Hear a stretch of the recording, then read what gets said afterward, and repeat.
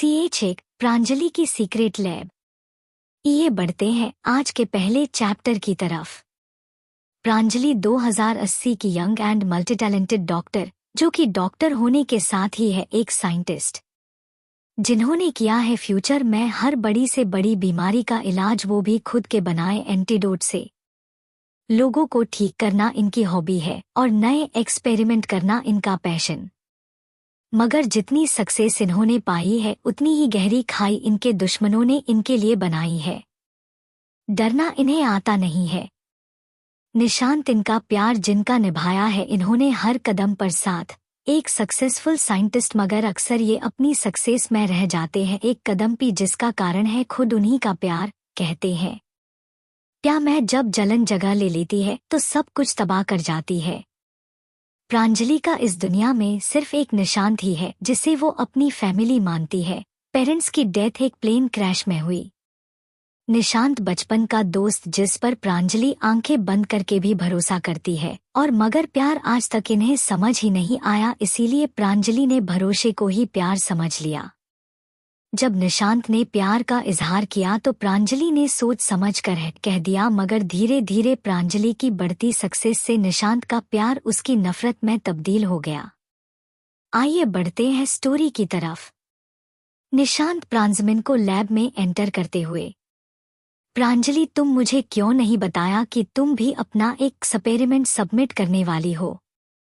समय बताने वाली कौन सी बात है, तुम्हें तो पता ही मैं हर बार वर्ल्ड के साइंटिस्ट कंपटीशन में सा पार्टिसिपेट करती हूँ। प्रांजलि ने अपना काम जारी रखते हुए कहा, तुम्हें पता है ना कि मैं ये कंपटीशन जीतना चाहता हूँ, और ये भी जानती हूँ मैं ये सब कितनी शिद्दत से चाहता हूँ। निशांत ने अपनी आंखें सिकोड़ते हुए कहा, हाँ मैं जानती हूँ, प्रांजलि ने छोटा सा जवाब दिया। तो मैं चाहूँ कि तुम अब इस कंपटीशन से पीछे हट जाओ, निशांत ने कहा। प्राली ने ये सुनकर अपनी आंखें सिकोड़ ली। तुम्हें क्यों लगता है कि मैं ऐसा कुछ करूंगी? एक मेरे लिए करोगी, हमारे लिए करोगी, हमारे ब्राइट फ्यूचर के लिए करोगी, निशांत ने बिना किसी एक्सप्रेशन के कहा। ओ तो मेरे इस कंपटीशन से पीछे हटने से हमारा फ्यूचर ब्राइट हो जाएगा। वाओ, मेरा कैरियर खराब करके हमारा फ्यूचर ब्राइट हो जाएगा, प्रांजलि ने ठंडे लहजे में कहा। तुम्हारा फ्यूचर बर्बाद नहीं होगा क्योंकि वो ऑलरेडी बन चुका है, मगर हाँ, अगर मैं इस कंपटीशन नहीं जीता तो मेरा फ्यूचर जरूर बनने से ले बिगड़ जाएगा, निशांत ने कहा। तुम्हें पता है निशांत, तुम्हें लगता है तुम्हारा ये अचानक चेंज्ड बिहेवियर मैंने नोटिस नहीं, मगर ये तुम्हारी सबसे बड़ी गलतफहमी है, क्योंकि अगर मैं इस कंपटीशन में नहीं भी तब भी तुम इस बार भी जीत नहीं सकते, तो बेहतर होगा तुम अभी यहाँ से जाओ, प्रांजलि ने अपनी बात रखते हुए कहा।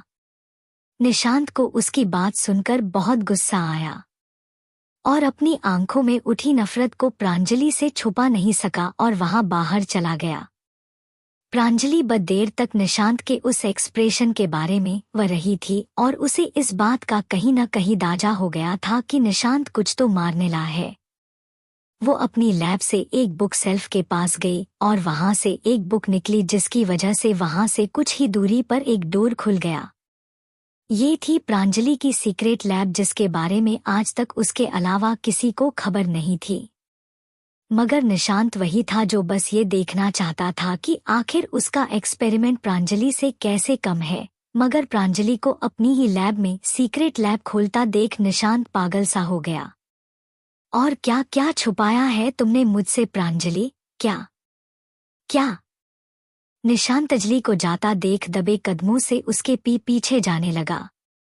मगर जैसे ही उसने उस रिसर्च लैब में कदम रखा वैसे ही वो हैरान हो गया। वो सीक्रेट लैब इतनी शानदार थी कि अगर वो सी हाथ लग जाए तो बस वो उस लैब के लिए कुछ भी करने के लिए तैयार हो जाए। और बस एक वही पल था जब निशांत के दिमाग में प्रांजलि से वो लैब हथियाने का ख्याल आ गया। उस लैब में इतने बेहतर एक्सपेरिमेंट रखे थे कि प्रांजलि चाहती तो उनमें से सिर्फ एक एक्सपेरिमेंट वो आसानी से निशांत को देकर उसकी जिंदगी संवार सकती थी। मगर निशांत जानता था कि वो ऐसा कभी नहीं करेगी।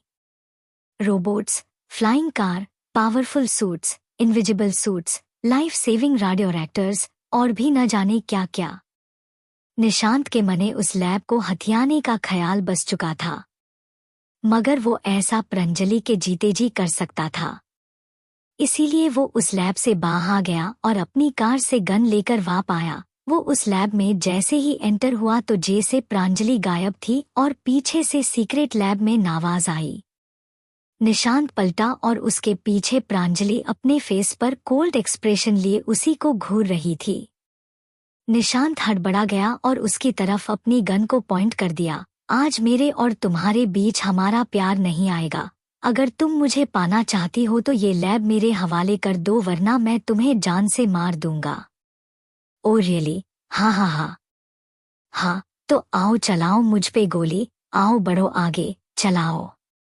मुझ पर गोली उम्मत है तो चलाओ। और उसने निशांत की अपनी गन पॉइंट कर दी। निशांत ने बिना सोचे ही अपनी गन का ट्रिगर दबा दिया, मगर ली समय रहते ही नीचे झुक गई और फिर निशांत उस पर बार बार गोलियां चलाने लगा। को बचाने के लिए प्रांजलि ने निशांत पर गोली चलाई और प्रांजलि ने खुद को संभाला ही था। उसने नजरें उठाकर निशांत की तरफ देखा जो सर पर गोली लगने की वजह से अपना दम तोड़ चुका था। वो निशांत की बॉडी की तरफ बढ़ने को ही थी कि तभी अचानक से उसके गर्दन में किसी ने किसी नुकीली चीज से वार कर दिया। वार इतना तेज था कि पीछे से प्रांजलि की गर्दन अंदर तक आधी कट चुकी थी। प्रांजलि नीचे गिर गई और धीरे धीरे तड़पते हुए उसने दम तोड़ दिया। निशांत और प्रांजलि दोनों ही मर चुके थे। कर वो कौन था जिसने प्रांजलि की गर्दन पर रखिया था? आखिर किसने मारा प्रांजलि को? क्या निशांत के अलावा कोई और भी है जो प्रांजलि की लैब को हथियाना चाहता है, या कोई है जो निशांत का साथ देने वहां आया, या कहानी में कोई और सस्पेंस अभी आना बाकी है? To be continue. Bye bye. CH2 exchange of body and are life, saving stranger. अब आगे। प्रांजलि और निशांत मर चुके थे और उन दोनों की बॉडी जमीन पर पड़ी थी, मगर अचानक प्रांजलि की बॉडी से एक रोशनी निकली। वो रोशनी इतनी तेज थी कि जो इंसान वहां निशांत की तरफ देखकर रो रहा रही थी उसकी आंखें अचानक बंद हो गई। उस इंसान की आंखें इतनी तेज रोशनी में खुल ही नहीं पा रही थी और धीरे धीरे वो रोशनी गायब हो गई और वहां से प्रांजलि की बॉडी गायब थी। वो इंसान अब डर कर वहां से भाग खड़ा हुआ। पास्ट ईयर 2080 से 2017, 63 ईयर पहले। तनिषा की अचानक आंख खुली और उसकी आंखों में टॉर्च की लाइट पड़ी। उसने अपनी आंखें खोली। मैं यहाँ कैसे आई? ये कौन सी जगह है? मेरी बॉडी में इतना दर्द। तनिषा ने नीचे निशांता देखा। या ये मेरी बॉडी नहीं, ये किसकी बॉडी है? मैं तो पीछे मारा। वहां कौन था और ये कौन सी जगह? किसकी बॉडी है ये? तनिषा खुद में बड़बड़ाई। अचानक किसी ने उसके बाल खींचे। तुम मरी नहीं? अरे इतनी मार खाने के बाद तो चुड़ैलें भी अपना दम तोड़ देती, मगर तुम इतनी डीठ हो कि न मर रही हो न इन प्रॉपर्टी के पेपर पर साइन कर रही हो। सामने खड़ी एक गहनों से लदी औरत ने कहा। माँ जो करना है जल्दी कीजिए, कुछ ही देर में सुबह हो जाएगी, कहीं हम पकड़े न जाए, उस औरत के साथ खड़ी लड़की ने कहा। तनिषा बोली, तुम लोग हो कौन? छोड़ो मुझे वरना जान ले लूंगी तुम्हारी। देखो देखो, जान लेने की बात कर भी कौन रहा है जो खुद अधमरी हालात में पड़ा है। अब तुम्हारा मरने का समय आ गया है कहा, और गोली चला दी। उस औरत ने हंसते हुए। गोली सीधा तनिषा के दिल में लगी थी। गोली लगने की वजह से उसकी बॉडी में झटका पड़ा और वो पीछे की तरफ गिर गई। लगता है अब ये मर गई है, चलो यहाँ से माँ, वरना कोई आ जाएगा, उस लड़की ने उस औरत का हाथ खींचते हुए कहा और उसे अपने साथ ले गई।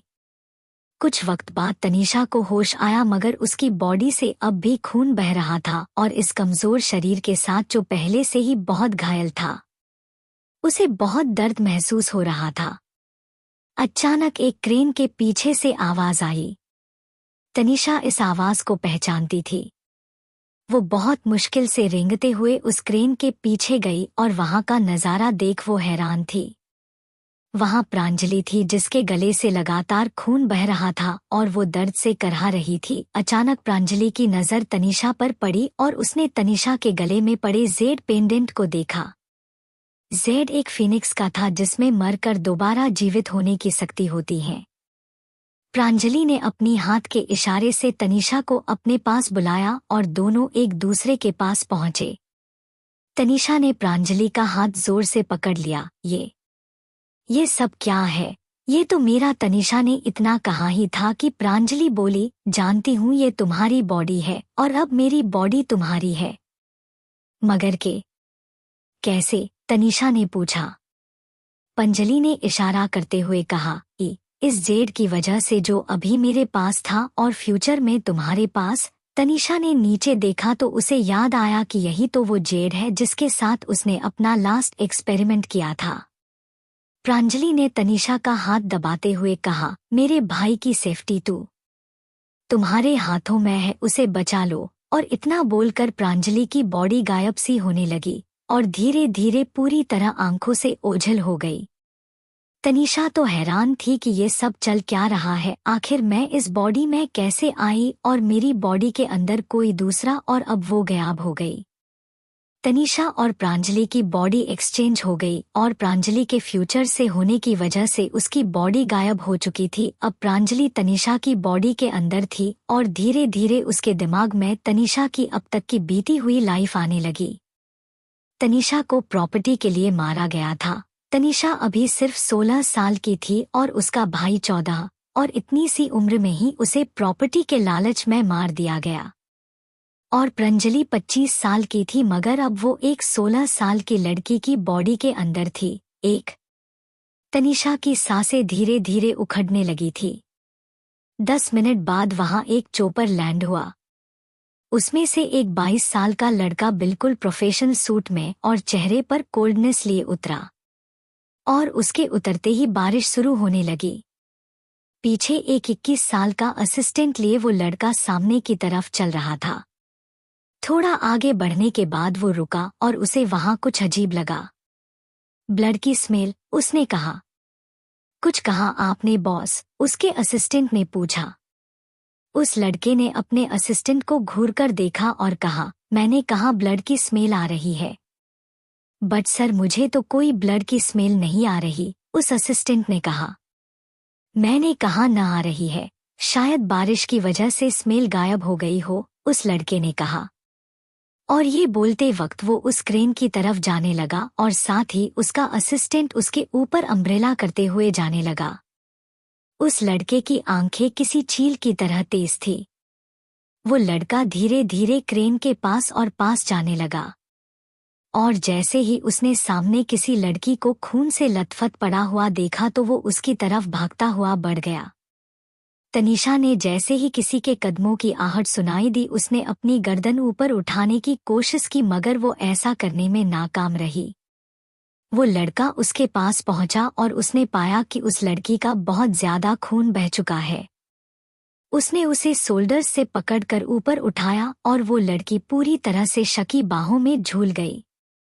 तनीषा ने जब किसी आदमी को अपने पास महसूस किया तो वो धीमी आवाज में बड़बड़ाई, give me a hospital kit and save I save my broad. Give me a hospital kit and save my brother. और इतना बोलकर वो लड़की बेहोश हो गई।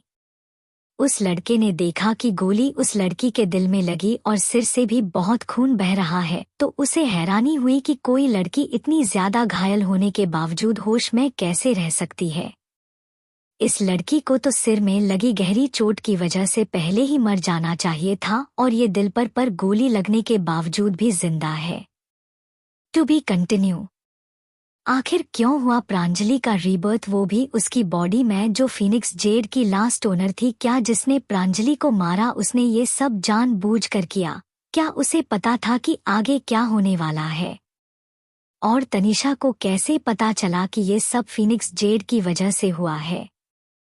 कौन है ये लड़का और क्या ये बचाएगा हमारी तनीषा उर्फ प्रांजलि को? CH3 तनीषा का मिस्टीरियस एंड पावरफुल बैकग्राउंड। अब आगे। राज कार निकालो, उस लड़के ने तनीषा को गोद में उठाते हुए कहा। आधे घंटे बाद वो लोग उस लड़के घर पर थे और सामने एक डॉक्टर बैठा तनीषा को ट्रीट करने की कोशिश कर रहा था। भगवान का शुक्र है कि इनका दिल राइट साइड में मौजूद है, मगर फिर भी इनकी हालत अभी बहुत क्रिटिकल है। खून भी बहुत बह चुका। अगले 2 दिन कुछ भी नहीं कहा जा सकता। उस लड़के ने कुछ नहीं कहा। उसका असिस्टेंट राज डॉक्टर को बाहर तक छोड़ के आया और वापस आते वक्त वो खुद में बड़बड़ा रहा था, कड़ूस को क्या हो गया है। लड़की को खुद गोद में उठा कर लाया और कपड़े भी गंदे कर लिए और अब ऐसे ही खड़ा है। उसे वो इंसिडेंस याद आया जब उसके बॉस का हाथ किसी लड़की ने पकड़ा था। उसके बाद उस लड़की का कोई पता ही नहीं चला। वो असिस्टेंट रूम में पहुंचा और वहां उसने देखा कि कड़ूस मतलब उसका बॉस अपने हाथों से उस लड़की का ब्लड हटा रहा था। उस लड़के ने बिना राज की तरफ देखे कहा, जाओ और इस लड़की की सारी इन्फो निकाल कर मुझे दो और इसके भाई को भी ढूंढकर मेरे सामने लाओ। मुझे इसके होश में आने से पहले इसकी सारी इन्फो चाहिए। राज ने हाँ में गर्दन हिलाई और वो बाहर चला गया। अगले 1 दिन में राज ने तनीषा की सारी इन्फो निकालकर उस लड़के के सामने रख दी और उसके भाई को भी बचा कर ले आया। दी मेरी दी कहा। उस बच्चे ने बड़ी मासूमियत से पूछा। उस लड़के की कठोर आंखें कुछ पल के लिए शांत हो गई। उसने तनीषा के भाई को जवाब दिया, उन्हें कल तक होश आ जाएगा, फिर तुम उनसे बात कर सकते हो। भैया क्या मैं उन्होंने देख सकता हूँ? तनीषा के भाई ने पूछा। उस लड़के ने अपने असिस्टेंट को हामी भर के इशारा किया और वो उसे तनीषा के रूम में ले गया। तनीषा के भाई का नाम मयंक था। मयंक ने जब तनीषा को इस हालत में देखा तो वो रोने लगा और उसी के पास रहने की जिद करने लगा। राज ने भी अपने खड़े कर दिए और मयंक से हार मान के बाहर आ गया, जहां उसका बॉस तनीषा के डॉक्यूमेंट्स पढ़ रहा था। तनीषा, उसके बॉस ने उस नाम को दोहराया, मगर उसे वो फोटो वाली तनीषा की आंखें और अभी वाली तनीषा की आंखें बहुत अलग लग रही थी। जहां सारी तस्वीरों में तनीषा की आंखों में एक डर से बैठा हुआ था, मगर जब उसने तनीषा की आंखों में झांका था तब उसकी आंखों में डर एक खतरा भी नहीं था। उल्टा वो तो उस हालत में भी उससे हॉस्पिटल किट मांग रही थी। मगर तनीषा के डॉक्यूमेंट्स में कहीं भी नहीं लिखा था कि वो डॉक्टर्स फैमिली बैकग्राउंड से है या फिर कुछ और। तो क्या बस तनीषा ने यूं ही उससे हॉस्पिटल किट मांग ली थी? उधर आधा दिन बीतने के बाद तनीषा को होश और उसने अपनी आंखों के सामने अपने भाई मयंक को देखा तो उसे कुछ सुकून मिला कि उसने रियल तनीषा से किया हुआ प्रॉमिस निभा लिया है। वो होश में आके बैठने लगी कि मयंक ने उसे गले से लगा लिया और रोने लगा। दी वो लोग बहुत बुरे हैं, बहुत ज्यादा बुरे। अगर राज भैया नहीं होते तो वो सब मुझे मार देते। राज भैया को? कौन? राज भैया। तनीषा को समझ नहीं आ रहा था कि मयंक किसकी बात कर रहा, क्योंकि जो यादें उसे मिली थी उसमें तो कोई राज नहीं था। उन्होंने हो तो हमारी जान बचाई और एक और भैया थे, हम अभी उन्हीं के घर में हैं, मयंक ने कहा। इतने में तनीषा को उस इंसान की याद आई जिससे उसने मदद मांगी थी। उसने सिर्फ उसकी एक झलक ही देखी थी जिससे वो उसे याद नहीं कर पा रही थी। मयंक, तुम अभी किसी को मत बताना कि मुझे होश आ चुका है। हम रात होते ही यहाँ से चले जाएंगे, तब तक तुम किसी को नहीं पता लगने दोगे कि मुझे होश आ चुका है, तनीषा ने मयंक को हिदायत देते हुए कहा। मगर दी क्या मैं बाहर वाले भैया को भी नहीं बता सकता? मयंक ने पूछा। बिल्कुल नहीं। तुम बस अपना और मेरा सामान घर से मंगवा लो और साथ में मेरे क्रेडिट कार्ड्स और पासपोर्ट, हम दोनों के। मयंक ने बच्चों की तरह हाँ मैं गर्दन हिलाई और बाहर चला गया। बाहर राज दूर खड़ा अपने बॉस को ही देख रहा था कि मयंक उसके पास आया और कहा, राज भैया, मुझे आपकी हेल्प चाहिए। हाँ बोलो, क्या हेल्प चाहिए तुम्हें? राज ने नीचे बैठते हुए कहा। भैया क्या मैं दीदी को घर ले जा सकता हूँ? मयंक ने पूछा। राज उसकी बात सुन के सोच में पड़ गया और फिर कहा, मगर तुम दोनों की जान को अभी खतरा है। तुम घर इन हालातों में कैसे हो गया? और इतना बोलकर वो चुप। तो भैया एक काम करिए, आप मेरे साथ चलिए, मैं अपनी और दी की जरूरतों का सारा सामान वहां से ले आता हूँ, मयंक ने कहा। इस पर राज ने कोई एतराज नहीं जताया और हाँ मैं गर्दन हिलाई। उसने अपने बॉस के पास न जाकर उनके लिए टेक्स्ट मैसेज छोड़ दिया और मयंक के साथ उसके घर में लिए निकल गया। राज ने थोड़ा दूर जाते हुए उनके घर की तरफ गाड़ी घुमाई ही थी कि मयंक बोला, भैया मुझे दी और मेरे अपार्टमेंट जाना है। घर पर तो वो सारे बुरे लोग होंगे, तो मुझे और मेरी दी को परेशान करते हैं।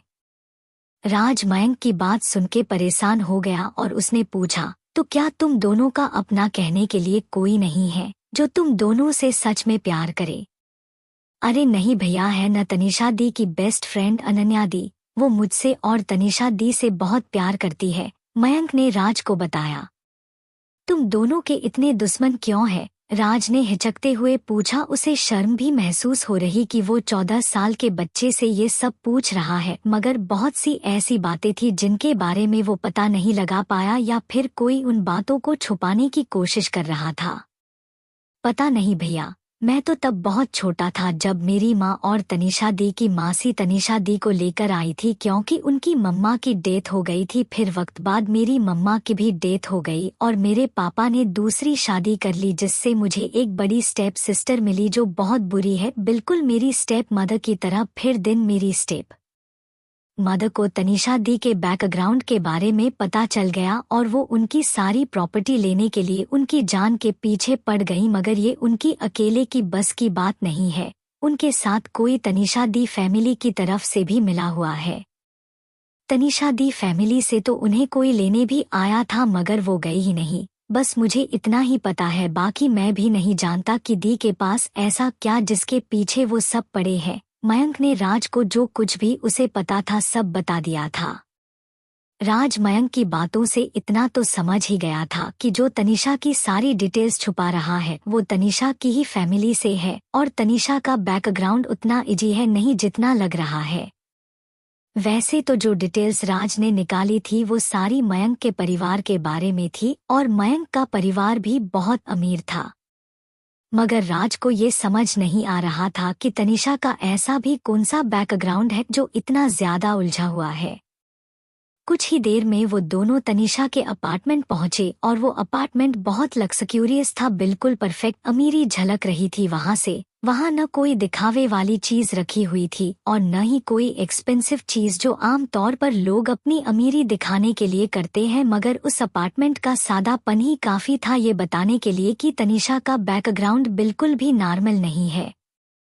वैसे तो राज के लिए ये सब कोई नई बात नहीं थी, क्योंकि उसका खुद का खड़ूस बॉस भी काफी ज्यादा अमीर था और उसे भी दिखावा करने में कोई दिलचस्पी नहीं थी। मयंक अंदर गया और वहां जाकर उसने अपना और तनिषा का सामान पैक करना शुरू कर दिया। साथ ही उसने क्रेडिट कार्ड्स और अपना पासपोर्ट भी रख लिया और सब कुछ लेकर वो बाहर आ गया। राज मयंक को वापस लेकर अपने बॉस के बंगले की तरफ बढ़ गया। वहां पहुंचकर मयंक और राज ने देखा कि उसका बॉस तनिषा के बगल में बैठकर उसे ही देखे जा रहा था। राज अपने बॉस के पास बढ़ा और कहा, बॉस अगर अपने कुछ देर और मिस तनिषा को यूं ही देखा तो वो डर की वजह से अभी उठ जाएंगी और भाग जाएंगी। जब उस लड़के के कानों में ये बात पड़ी तो उसने राज को घूर कर देखा जैसे अभी ही खा जाएगा। राज की बात सुनकर मयंक को भी हंसी आ गई, और वो तो बेचारा अभी बच्चा ही था तो वो कहाँ उस लड़के से खौफ खाने वाला था।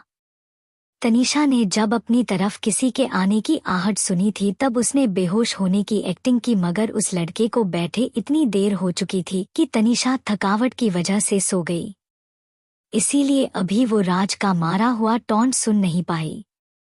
कुछ देर बाद जब राज उस रूम से अपने बॉस के साथ बाहर आया तो उसके बॉस ने कहा, आज की नाइट ड्यूटी तुम दोगे, इसीलिए बॉडीगार्ड्स को छुट्टी दे दो। राज के तो अपने बॉस की बात सुन के रोंगटे ही खड़े हो गए, क्योंकि वो ऑलरेडी इस इंसान की मीटिंग्स होने की वजह 2 दिन से नहीं सोया था, और अब अगर आज की रात भी उसे ऐसे जाग कर गुजारनी पड़ेगी तो वो मर जाएगा। उसने रिक्वेस्ट भारी नजरों से अपने बॉस की तरफ देखा तो उसने उसे इग्नोर कर दिया। एक तरह से वो इस बात से वाकिफ था कि अगर उसका बॉस कुछ कहता हो तो वो पत्थर की लकीर बन जाती है, और दया नाम का शब्द तो उसके बॉस की डिक्शनरी में तो क्या उन्होंने सुना तक नहीं है। तनीषा ही ऐसी लड़की थी जिस पर उसके बॉस ने पहली बार दया दिखाई थी, वो भी पता नहीं किस मतलब से। वो लड़का राज को वही अकेला छोड़कर चल दिया। राज तो अपनी किस्मत को कोस रहा था कि आखिर कौन सी मनहूस घड़ी में इस इंसान ने मुझे खुद के लिए चूज किया था।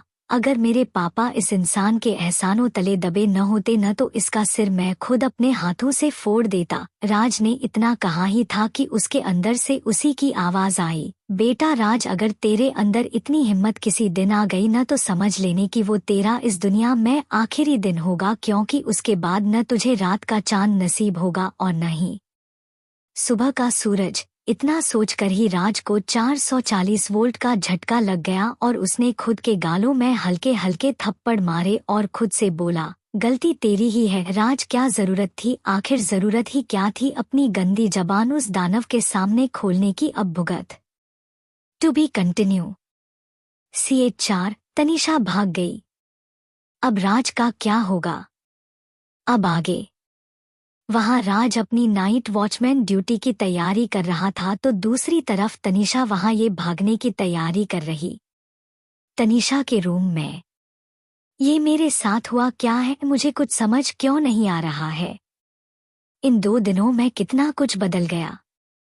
मैं 2080 से 2017 में आ गई और ये सब किस वजह से हुआ मैं नहीं जानती, बस इतना पता ही कि ये सब इस जेड की वजह से हुआ है। मगर एक जेड में इतनी पावर आखिर कैसे हो सकती है कि वो किसी को टाइम ट्रेवल करवाकर उसकी बॉडी एक्सचेंज कर सके? अगर इसमें इतनी ही पावर्स थी तो इसने अपनी ओनर को क्यों नहीं बचाया? क्या करूं से पता लगाऊं? सबसे जरूरी बात, आखिर मुमर हमला किसने किया था, कौन था वो? अगर वो नाकाश को बचाना चाहता तो वो मुझ पर पहले हमला कर चुका होता। तनीषा ये सब सोच ही थी कि अचानक उसके दिमाग में एक ख्याल आया जिसने उसे अंदर तक हिला दिया। ओ शीट शीट शीट, जिसने मुझे मारा अब उसके हाथों मेरे सारे एक्सपेरिमेंट्स लग चुके होंगे। ये एक्सपेरिमेंट तो किसी के लिए भी सही नहीं है। पूरी आधी दुनिया तबाह हो सकती है, या अगर ये एक्सपेरिमेंट्स गवर्नमेंट के हाथ लग गए तो वो लोग इन सब चीजों का इस्तेमाल अपने फायदे के लिए करेंगे। अब मैं क्या करूं? तनीषा ये सब सोच ही रही थी कि मयंक की आवाज आई, दी आप अभी के लिए रेस्ट कर लो, कुछ ही देर में रात होने वाली है। तनीषा ने हाँ में गर्दन हिलाई और मयंक से कहा, वो सब तो ठीक है, मगर उससे पहले मुझे एक पेन और पेपर चाहिए। मयंक ने तनीषा की बात सुनी और रूम में इधर उधर देखने लगा। कुछ ही देर में उसे पेन और पेपर मिल गया और तनीषा के पास ले आया। तनीषा ने उस पेपर में थोड़ी देर कुछ लिखा और फिर बिस्तर पर लेट गई।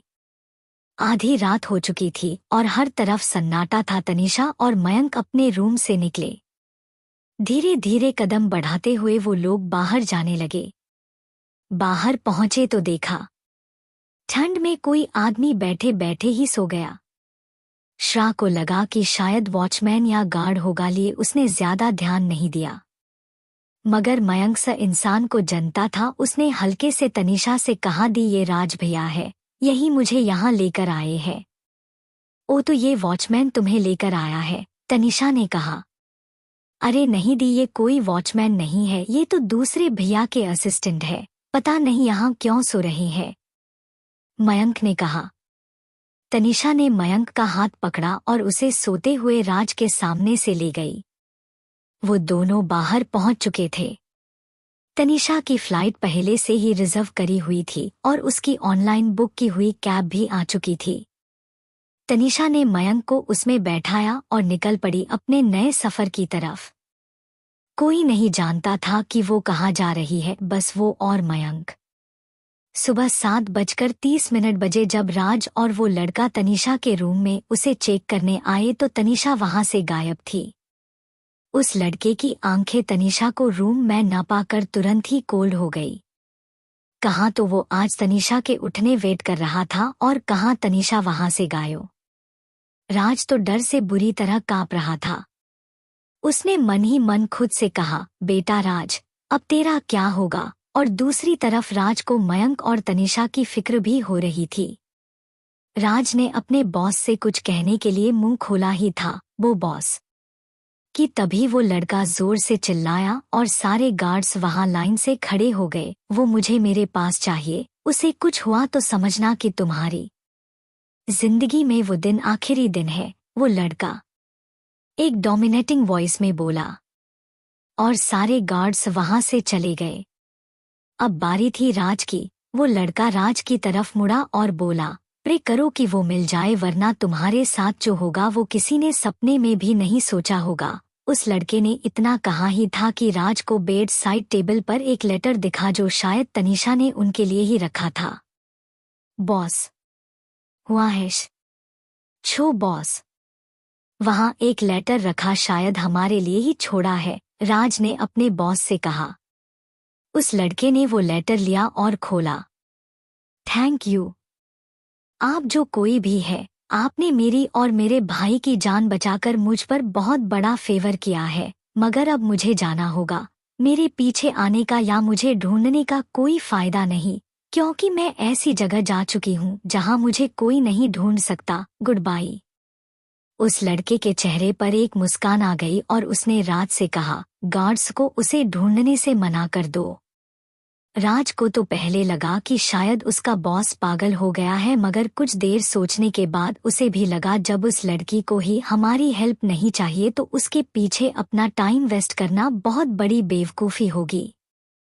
दूसरी तरफ तनीषा की फ्लाइट टेक ऑफ हो चुकी थी और वो जा चुकी थी अपनी इस नई जिंदगी को संवारने। 5 साल बाद, साल 2019 से 2023 दिसंबर। तनीषा आज अपनी जिंदगी में आगे बढ़ चुकी थी। उसने अपनी लाइफ में बहुत कुछ हासिल किया था, मगर आगे बढ़ने का ये मतलब बिल्कुल नहीं था कि वो तनीषा के बदले को यूं ही जाने देगी। To be continue. क्या होगा आगे? अब कौन सा सस्पेंस आना बाकी है? क्या अब हमें पता चलेगा कि क्या है तनीषा का secret family background? Bye bye. CH5 मिलके भी न मिले। अब आगे। तनीषा आज 5 साल बाद वो इंडिया वापस आई है, अपने मकसद को अंजाम देने। तनीषा की फ्लाइट लैंड हुई। वो सिर्फ एक थी मगर अकेली नहीं। आज उसे लेने एयरपोर्ट के बाहर अनन्या, तनीषा की बेस्ट फ्रेंड, आई थी। खूबसूरती में तनीषा जितनी ही खूबसूरत, पास फर्क इतना कि इन्हें गुस्सा बहुत जल्दी आता है और फिर ये उस गुस्से में कुछ भी कर सकती है। ये एक साइंटिस्ट है, या सीधे और साफ शब्दों में कहे तो सिर्फ नाम की ही साइंटिस्ट है। इन्होंने आज तक बस लैब में ब्लास्ट के अलावा कुछ नहीं किया। हाँ, एक दो चीजें हैं जो इनका डूबता करियर बचाने के लिए इनसे गलती से बन गई। वैसे तो अभी ये सिर्फ 21 ही साल की है और अभी भी पढ़ाई कर ही रही है।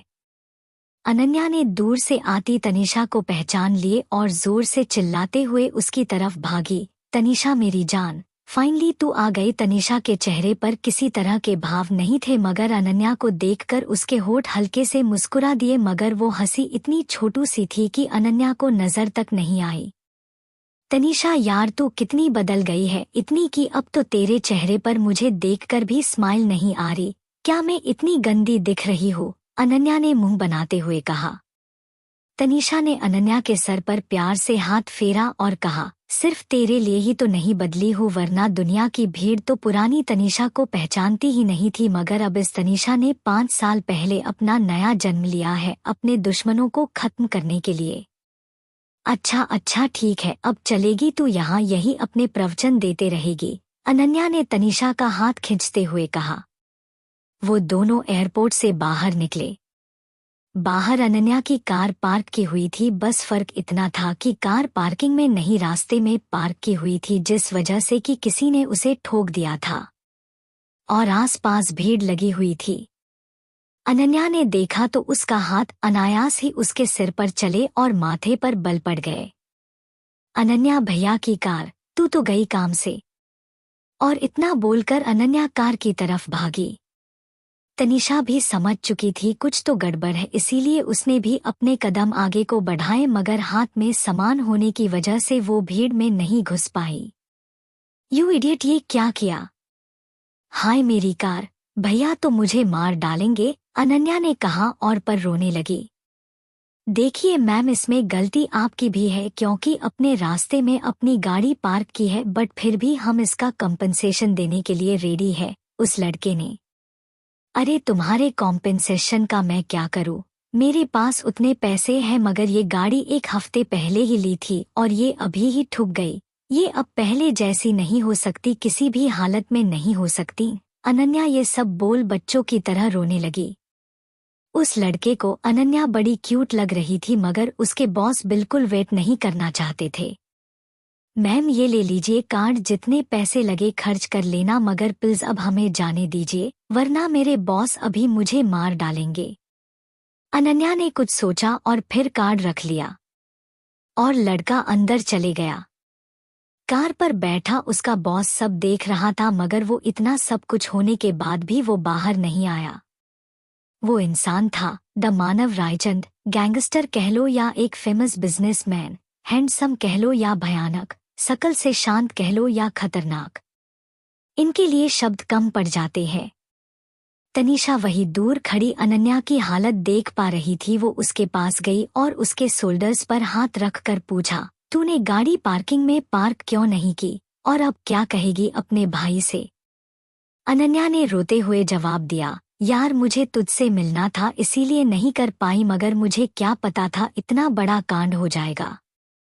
क्यों, मैं कहीं भागी जा रही थी, तेरे ही पास तो आती मैं। अच्छा छोड़ ये सब, चल नई गाड़ी खरीदते हैं, सेम ऐसी ही, फिर तो तू बच जाएगी ना, तनिषा ने कहा। अनन्या ने तनिषा की बात पर गर्दन हिला दी और उसके साथ चली गई। कुछ ही देर में एयरपोर्ट से एक चुलबुली सी लड़की उछलते कूदते हुए आई, आराध्या रायचंद, मानव रायचंद की बहन।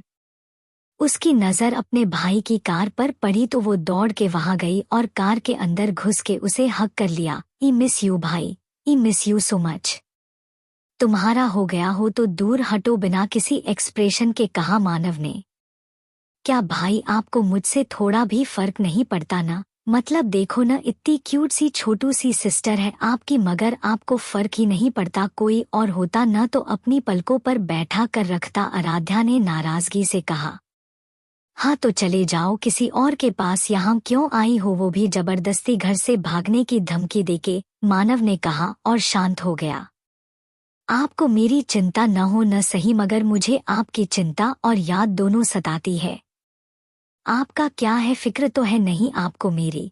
घर पर अकेले इतने साल मैंने यूं ही गुजार दिए, मगर आप नहीं आए इसीलिए मुझे आना पड़ा। आपके सिवा बचा ही कौन है मेरे पास? आपका क्या है, महीने में एक बार 4 मिनट से भी कम वक्त के लिए कॉल करते हो और फिर मैं कॉल करूं तो उठाते तक नहीं हो। आराध्या ने इमोशनल होते हुए कहा। मानव उसकी बात सुनने में इंटरेस्टेड नहीं था, इसीलिए उसने अपने असिस्टेंट को कार चलाने का इशारा किया। तनिषा अब कार लेकर अनन्या के घर पहुंची। त्रिशु हम फंसेंगे तो नहीं ना? मुझे डर लग रहा है, अनन्या ने कहा।